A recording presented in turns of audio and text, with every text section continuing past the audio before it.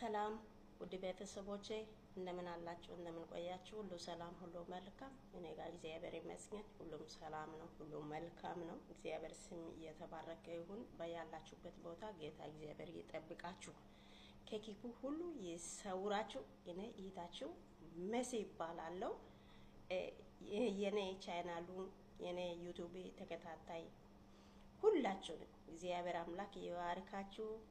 ተባረኩልኝ ያለፋችሁ ነካ ያረጋችሁ ላይክ ሰብስክራይብ ያረጋችሁ አዲስ ነኝ ባለፈውም ነገር ያለው እንግዲህ ያለፋችሁ ሰብስክራይብ ያረጋችሁ ላይክ ያረጋችሁ ኢለፉ እግዚአብሔር አምላክ ይባርካችሁ በአንዱ ከአንዱ ጋር ተደጋግፈን እናድጋለን ማለት ነው እግዚአብሔር ይመስገን እንግዲህ ዛሬ አንድ ነገር ለማውራት ነው የገባሁት ማለት ነው አሁን ለምሳሌ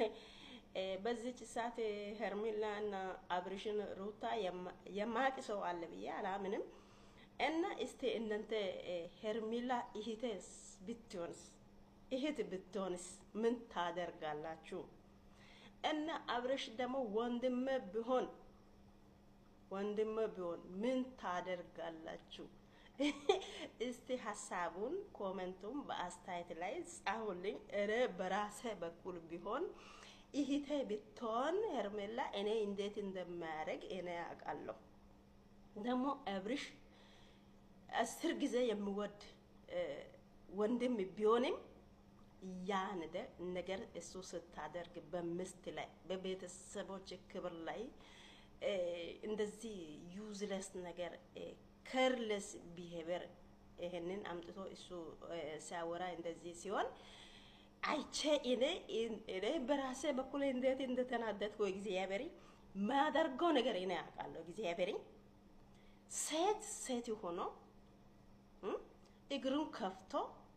ወንድ እግር ውስጥ እንዴት ያስገባል ወይ ባል አይደለም ጓደኛ አይደለም ምንም አይደለም ወንድ ደግሞ ሚስቱን አስቀምጦ ከሌላ ሴት ጋር እስከ አልጋ ድረስ ምን አይነት ስሜት ነው ቆይሱ ለነኮ ያልገባ ነገር ልጆች እግዚአብሔርን ሚዲያ ገፍተ ማይቱ አስጠልቶኛል እግዚአብሔርን እኔ እንደዚህ አይነት ነገር ቪዲዮ አልሰራም ብዬ ነበርኩ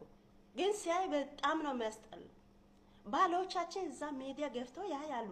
እናንተ የዝሙት ትምህርት ይማራሉ ያያሉ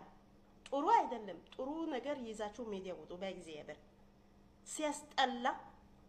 አንቺ ሄርሜላ ሴት አይደለሽም እንዴ ቤተሰብ የለሽም ክብር የለሽም ላንቺ እስቲ አስቢ አታፍርም አራይረፊ